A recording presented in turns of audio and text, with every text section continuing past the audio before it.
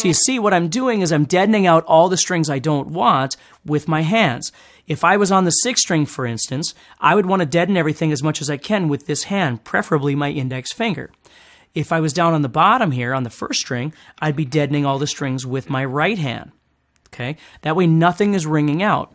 If I'm in the middle, I'm using a balance of both, of course.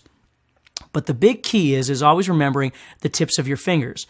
Because, for instance, if I'm on the 3rd string at the 5th fret, I'm touching the 4th string with the tip of my index finger. And that's what's causing that to not make any sound. So even as I'm doing vibrato and things, there's no sympathetic vibration or anything happening with those other strings. Everything is quiet. I'm holding on to everything. Like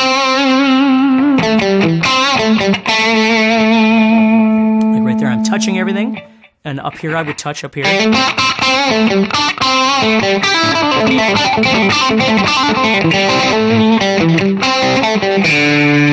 Touching the 6th string with the tip of my finger.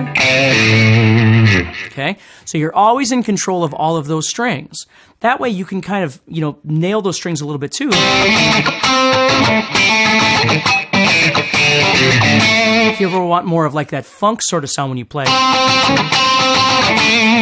Okay?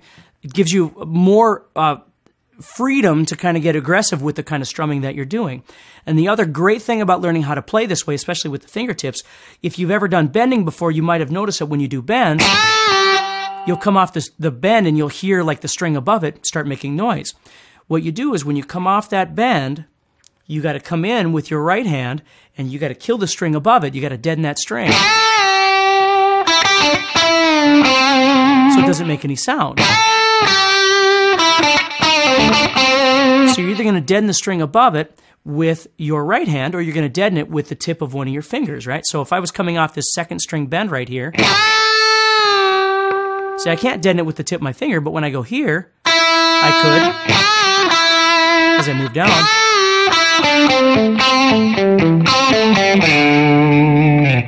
Okay?